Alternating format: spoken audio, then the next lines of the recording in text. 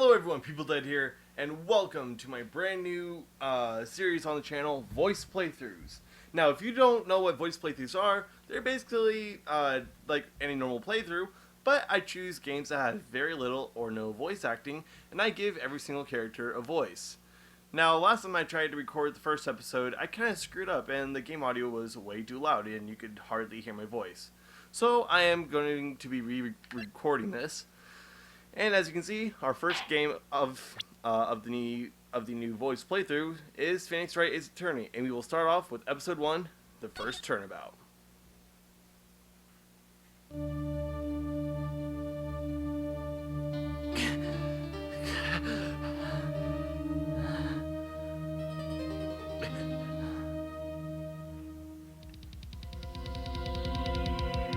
Damn it! Why me? I can't get caught. Not like this! I've got to find someone to pin this on. Someone like him. I'll make it look like he did it.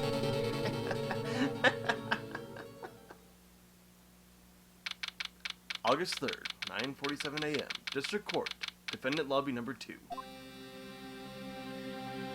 Boy, am I nervous. Right. Oh, hiya, Chief. Oh, I'm glad you made it on time. Well, I have to say, Phoenix, I'm impressed. Not everyone takes on a murder trial right off the bat like this. This is a lot about you, and your client as well. Thanks. Actually, it's because I owe him a favor. A favor? You mean, you knew the defendant before this case? Yes. Actually, I kind of owe my current job to him. He's one of the reasons I became an attorney. Well, that's news to me. I want to help him out any way I can. I just really want to help him. I owe him that much. It's over! My life! Everything! It's all over! Isn't that your client screaming over there? Yeah, that's him. Death! Despair! Oh! I'm gonna do it! I'm gonna die! It sounds like he wants to die. Yeah. Nick! Hey there, Larry. Dude, I'm so guilty! Tell him I'm guilty! Give me the death sentence. I ain't afraid to die! What? What's wrong, Larry? Oh, it's all over. I'm finished. Finished! I can't live in a world without her. I can't! Who took her away from me, Nick?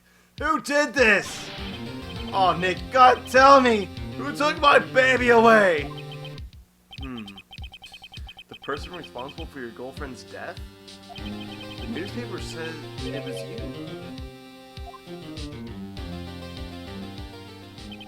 My name is Phoenix Wright. Here's the story. My first case is a fairly simple one.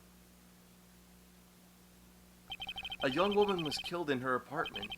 The guy they arrested was the unlucky sap dating her, Larry Butts. My best friend since grade school. Our school had a saying, when something smells, it's usually the butts.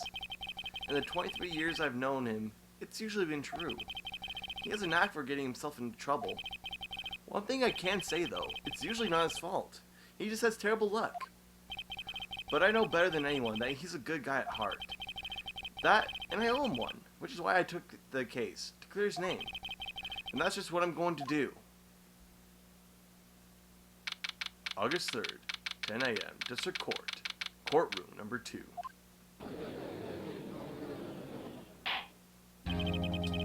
Court has now decision for the trial of Mr. Larry Butts.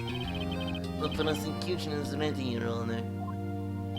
The defense is ready, Your Honor.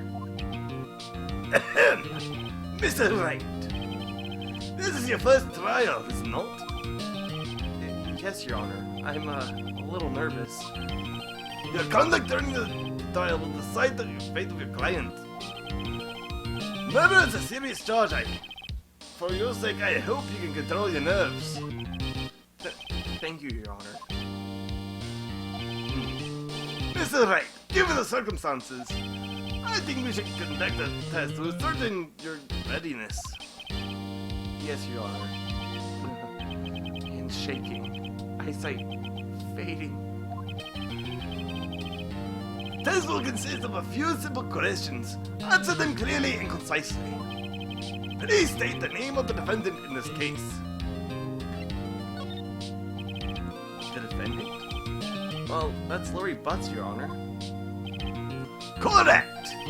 Just keep your wits about you and you'll do fine. Next question. This is a murder trial. Tell me, what is the victim's name? I know this one. I'm glad I read the case report cover to cover so many times.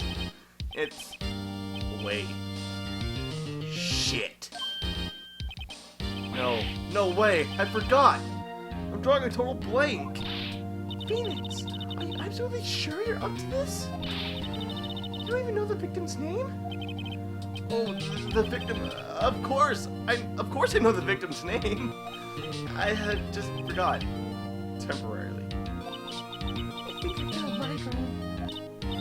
Look, the defendant's name is listed in the court record. Just touch the court record button to check it at any time, okay? Remember to check it often. Do it for me, please. I'm begging you. Let's hear your answer. Who is the victim in this case? Cindy Stowe? Yes. Cindy Stowe.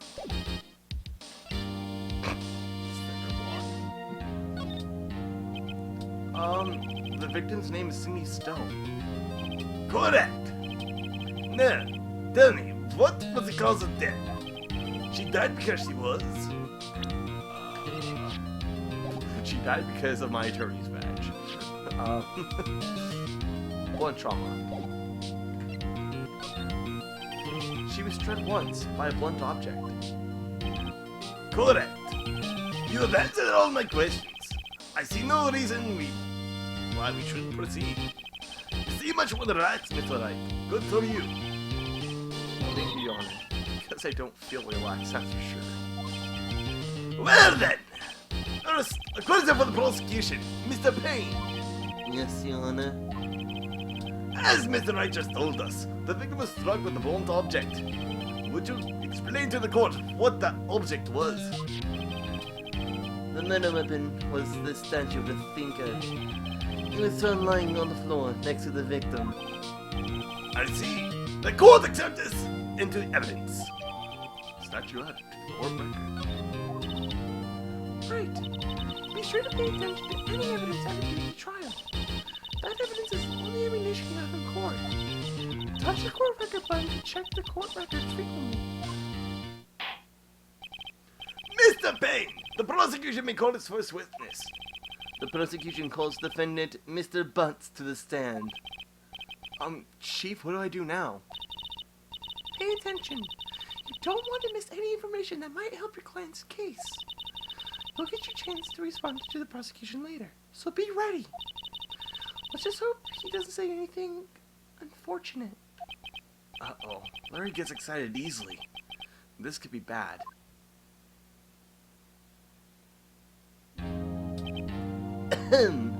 Mr. Butts, is it not true that the victim had recently dumped you? Hey, watch it, buddy! You were great together. We were Romeo and Juliet, Cleopatra and Mark Anthony.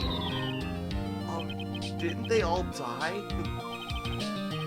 I wasn't dumb. She just wasn't taking my phone calls or seeing me. Ever. What's it to you anyway? Mr. Butts, what you described is generally what we mean by dumped. In fact, she had completely abandoned you and was seeing other men. She had just returned from overseas with one of them the day before the murder. What do you mean, one of them? Lies! All of it lies! I don't believe a word! Your Honor, the victim's passport. According to this, she was in Paris until the day before she died. Passport added to the court record. Indeed. She it appears to have been done the day before the murder. Dude, no way. The victim was a model, but did not have a large income. It appears that she had several sugar daddies. Daddies? Sugar? Yes, older men who gave her money and gifts. She took the money and used it to support her lifestyle. We can clearly see what kind of woman this Miss Down was. Tell me, Mr. Bunce, what do you think of her now? Right. I don't think you wanted to answer that question. Yeah, Larry has a way of running his mouth in all the wrong directions. Should I stop him from answering? My client had no idea the victim was seeing other men. That question is irrelevant to this case. Dude, Nick, what do you mean irrelevant? Not cheating she-dog. I'm gonna die! I'm just gonna drop dead! Yeah, and when I meet her in the afterlife, I'm going to get to the bottom of this. Let's continue with the trial, shall we? I believe the accused's motive is clear to everyone. Yes, quite. Oh boy, this is so not looking good. Next question. You went to the victim's apartment on the day of the murder, did you not? Well, did you or did you not? Well, maybe I did, maybe I didn't. Uh-oh, he went. What do I do? I know, I'll send him a signal. Tell the truth. Oh, yeah, I was there. I won. Order! Well, Mr. Butts. Dude, chill. She wasn't home, man. So, like, I didn't see her. Your Honor, the defendant is lying. Lying? The prosecution would like to call a witness who can prove Mr. Bunce is lying. Well, that simplifies matters. Who is your witness? The man who found the victim's body just before making the gruesome discovery. He saw the defendant fleeing the scene of the crime. Order! Order in the court! Mr. Payne, the prosecution may call its witness. Yes, Your Honor. This is bad. On the day of the murder, my witness was selling newspapers at the victim's building. Please bring Mr. Frank Solid to the stand.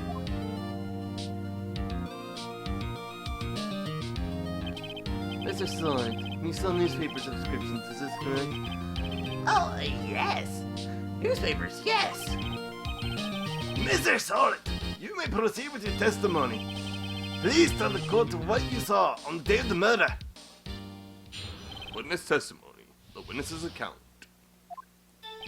I was going door to door selling subscriptions when I saw a man fleeing an apartment. I thought he must be in a hurry because he left the door half open behind him. Thinking it strange, I looked inside the apartment. That's when I saw her lying there, a woman not moving, dead! I quelled and frightened, found myself unable to go inside. I thought to call the police immediately. However, the phone in her apartment wasn't working. I went to a nearby park and found a public phone. I remember the time exactly. It was 1 p.m. The man who ran was, without a doubt, the defendant sitting right over there.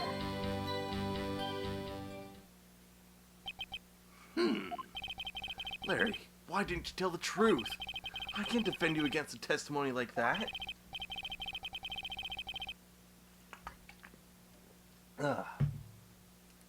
Incidentally, why wasn't the phone in the victim's apartment working? Your Honor, at the time of the murder, there was a blackout in the building. Aren't phones supposed to work during a blackout?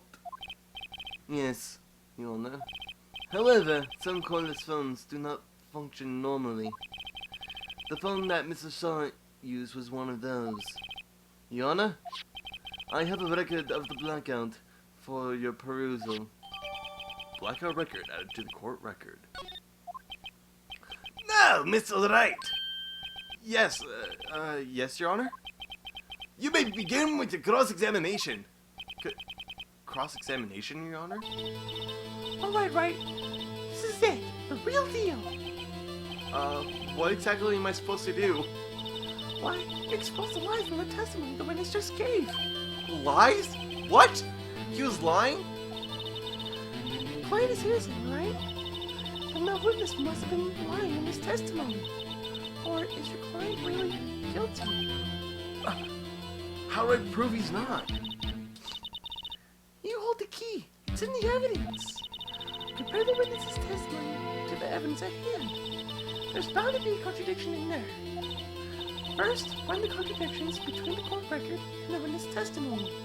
Then, once you've found the contradicting evidence, present it and rub it in the witness's face. Okay.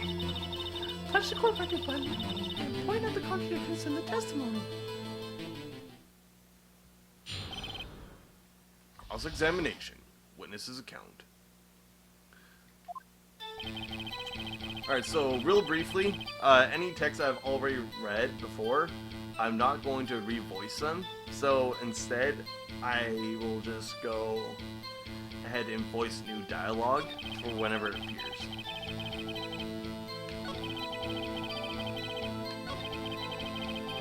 And actually, if you remember, when I briefly looked at the autopsy report,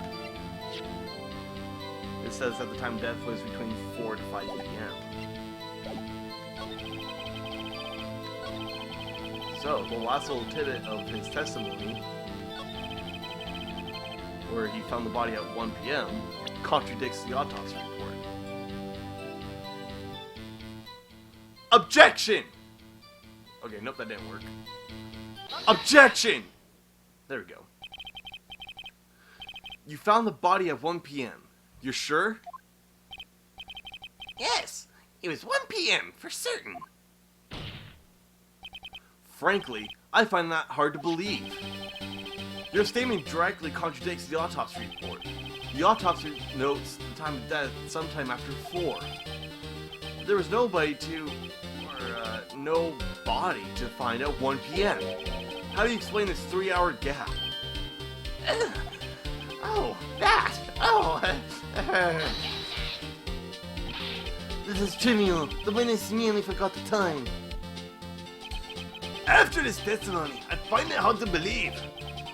Mr. Salt, why are you so certain that you found the body at 1 p.m.? Gee, that's a really good question. Great job, Wright. Way to put him on the spot. That's all you have to do. Point out contradictions. Lies always begin more lies. See through one, and the whole story falls apart. Wait, I remember now. Would you care to give your testimony again? Witness testimony. The time of discovery. You see, when I found the body, I heard the time. There was a voice saying the time. It was probably coming from the television. Oh, but it was 3 hours off, wasn't it? I guess the victim must have been watching a video or a tape program. That's why I thought it was 1 p.m. Terribly sorry about the misunderstanding. I see. You heard a voice saying the time on the tape program. Mr. Wright, you may cross-examine the witness.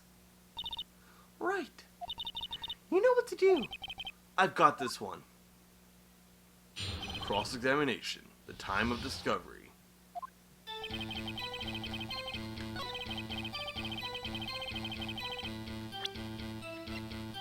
But during the time there was a blackout from noon to 6. Objection! Hold it right there. The prosecution has said that there was a blackout at the time of the discovery. And this record proves it. You couldn't have heard a television or video. Ah! The defense has a point. Do you have an explanation for this, Mr. Salt? No, I find it quite puzzling myself. Quite. Ah! Wait, I remember now. Mr. Salt, the court would prefer to hear an accurate testimony from the very beginning. These constant corrections are harming your credibility. That really seemed rather distraught. My apologies, Your Honor. It must have been the shock of finding the body. Very well, Mr. Salt. Let's hear your testimony once more, please. Witness testimony. Hearing the time. Actually, I didn't hear the time. I saw it. There was a table clock in the apartment, wasn't there? Yeah, the murder weapon. The killer used it to kill the victim. That must have been what I saw. You saw a clock. Well, I guess I'll explain it. The defense may begin the cross-examination. Gladly. Cross-examination.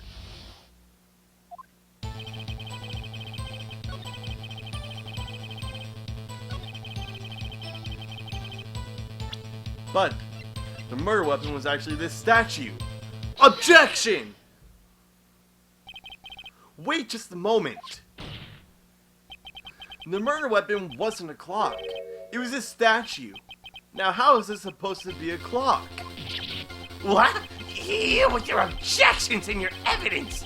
Just who do you think you are? Just answer the question, Mr. Sot. Hey, I saw it there, okay? That's a clock. Your Honor, if I may. Yes, Mr. Payne. As the witness stated, the statue is indeed a clock. The neck is a switch. You just tilt it and it sets the time out. As it doesn't look like a clock, I submitted it as a statue. My apologies. I see. So the murder weapon was a table clock after all. Well, Mr. Wright, it appears the witness testimony was correct. This is a clock. Do you have any problems with the testimony now? Of course I do. Your Honor, there is a gaping hole in the witness's testimony. The only way he could have known the weapon was a clock is to hold it in his hand. Yet, the witness testified that he never entered the apartment. Clearly a contradiction. Indeed. The witness knew it was a clock because he went into the apartment. You're lying. You were inside the apartment on the day of the murder. Oh yeah, prove it. Prove it. I went in there. I'll do better than that. I can prove that you were the one who killed her. You struck her with the clock, and the shock of the blow triggered the clock's voice. That was the sound you heard. Order! Order in the court! Intriguing. Please continue, Mr. Wright. Yes, Your Honor. Mr. Sot, the sound must have left quite the impression on you. Understandable, since the murder weapon just spoke as you hit the victim. The voice was burned into your mind. That's why you were so certain about the time. What's the meaning? Oh, whoops, wrong voice. What's the meaning of this? This is all baseless conjecture. Baseless? Just look at the witness's face. Want the witness care to elaborate? Did you strike the victim with the clock? I never. Look, the clock. No, I mean I saw.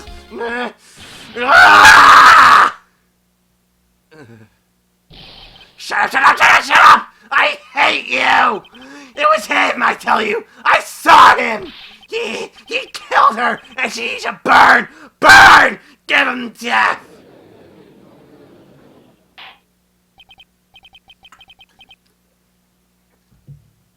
Order! Order in the court, I say! Your Honor, a moment, please. There isn't a shred of evidence supporting the defense's claims. Mr. Wright! Your Honor, you claim the sound the witness heard came from the clock. Do you have any evidence? The whole case is riding on this. I'd better think it through carefully. Yes, Your Honor. The sound Mr. Sot heard was definitely the clock. A fact which is clear if you simply try sounding the clock. Let's sound the clock now, here in this court. Your Honor, may I have the clock? I ask the court to listen very carefully. I think it's 8:25. That's certainly a strange way to announce the time. Well, he is the thinker after all. So, we've heard the clock. What are your conclusions, Mr. Wright? Mr. Payne, can you tell me what the time is now? It's 11:25. As you can see, this clock is exactly 3 hours slow. Precisely the discrepancy between Mr. Sot heard and the actual time of death. So, Mr. Sot, try to talk your way out of this one. You forgot one thing! Uh-oh. What's he talking about? While it may seem like the clock is running 3 hours slow, it proves nothing! How do you know it was running 3 hours slow on the day of the murder? If you can't prove that, you don't have a case! He's right. How am I going to prove that? Damn it! I was so close. Mr. Wright, It seems you lack the critical evidence to support your claim. Yes, Your Honor. This means I cannot let you indict the witness. Unfortunately. God, what?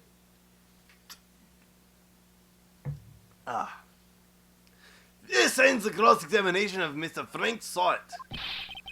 I come all the way down here to testify, and look what happens!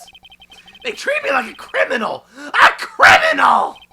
You lawyers are all slime! I almost had him. Sorry, Larry. I failed you. There's nothing I can do about now. Not so fast, Mr. Sot. Mia, I mean Chief. Listen up, Wright. Don't throw this one away. Not like this. Think. But Chief, it's over. I can't prove the clock was slow on the day of the murder. Nobody can prove that. Well, yes. But that doesn't mean you can't still win. Try thinking out of the box. Don't waste your time down into the facts. Assume the clock was 3 hours slow, and think it through. Ask yourself, why was the clock 3 hours slow?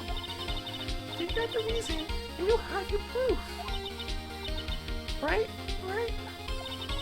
Can you think of the reason as to why the clock was 3 hours slow? Yes I can. Wait! Maybe I can prove it! You must have the evidence somewhere that can prove it, right? Fight it, and let him have it! Well, Mr. Wright, you say the clock is already running slow on the day of the murder. Have you found the evidence to support your claim? Of course. There is a piece of evidence in the court records that can prove my claim beyond a doubt. Ha! Tough words! Let's see you pull this one off! Let's see the evidence that proves why the clock is running slow. It's because of the passport. The victim had just returned home from... The victim had just returned home from abroad the days before the murder. As we all know, the time difference between here and Paris is 9 hours. When it's 4 p.m. here, it's 1 a.m. the next day there. The clock wasn't 3 hours slow, it was 9 hours fast! The victim hadn't reset her clock since returning home. That's why the time you heard when you struck her dead in the apartment was wrong. Proof enough for you, Mr. Sot? Or should I say, Mr. Did It?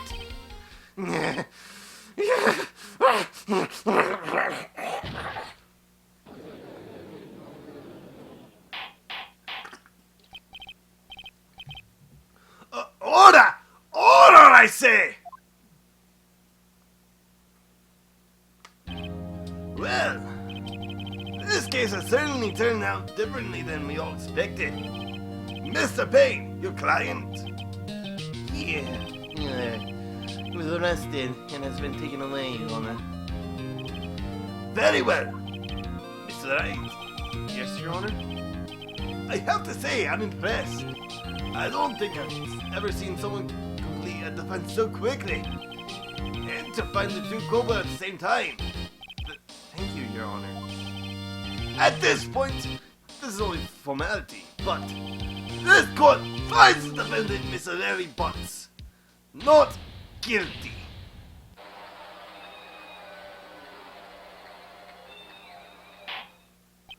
And with that, court is adjourned.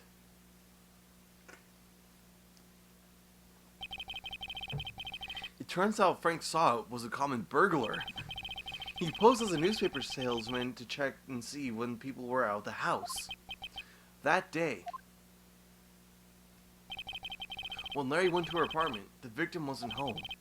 After he left, Mr. Saw let himself in to do the dirty work. While he was searching her place, the victim returned. Flustered, Mr. Saw grabbed the nearest blunt object he could find.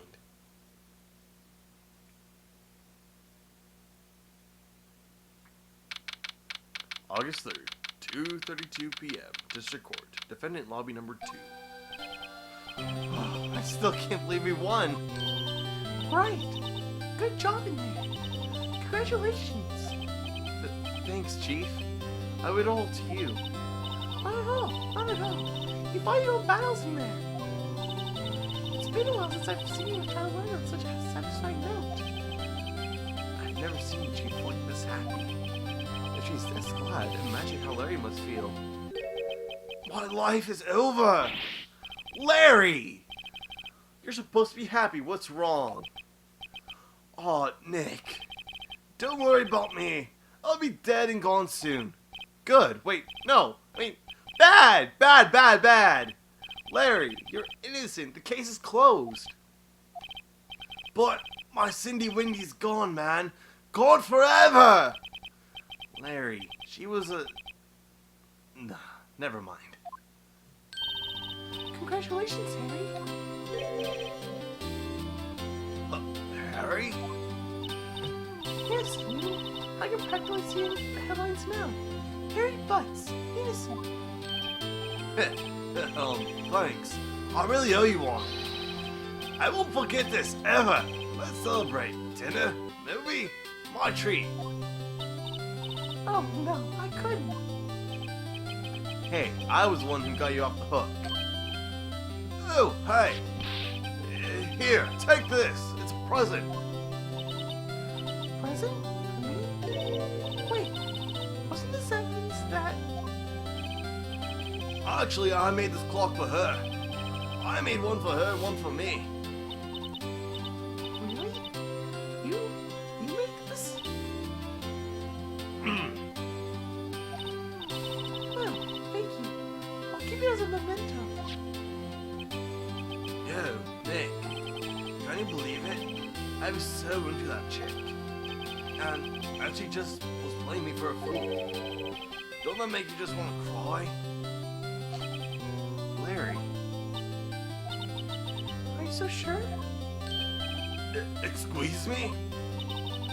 I think she thought quite a lot of you in her own way. Nah, you don't gotta sympathize with me. It's okay. Oh, I'm not sympathizing, really. Isn't that right, Brett? Did you have something to show your friend? Something that proves how she felt about him? huh? Oh, yeah, right. What the hell is she talking about? Check this out, Larry. Proof positive you weren't just some chump to her. Huh? Where'd you get that clock? This is the clock you made for her, Larry. She took it with her when she traveled. She probably just needed a clock. That's all. You think so? It's a pretty heavy clock to take traveling. Well, make of it what you will. Hey, Nick. I'm glad I asked you to be my lawyer. Really, I am. Thanks. I hope that made you feel a little better. Right? I hope you see the importance importance of evidence now. Also, hopefully you realize things change depending on how you look at them. People, too. We never really know if our clients are guilty or innocent. All we can do is believe in them. And in order to believe in them, you have to believe in yourself. Right. Listen, learn, grow strong. Never let go of what you believe in. Never. Well, I think our work is done. Shall we be off? Yeah, I guess so. Say, how about dinner? I mean, we'll drink a toast to the innocent thoughts. Yeah. Oh, speaking of Harry, you were saying you were saying part of why you became a lawyer was because of him. Yeah, part at least. You'll have to tell me more about it sometime. Maybe over drinks. And so my first trial came to a close. Larry slapped me on the back and said, "Gee, Nick, it's good to have friends." But I'm pretty sure he's not gonna pay me. Unless you count the quad he gave me. I didn't know it then. But that clock was soon going to be at the center of another incident. And my promise to tell the chief about me and Larry. It would be one promise I wouldn't be able to keep.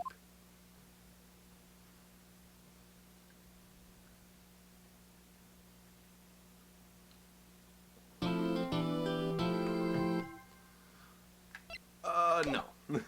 Let's not say that. So guys, that was episode 1, the first turnabout. Thank you guys so much for watching. I hope all of you have enjoyed this. If you want to see more, subscribe. If you like this video, hit that like button. And as always, I will see you guys in the next one. Take care and have a good day.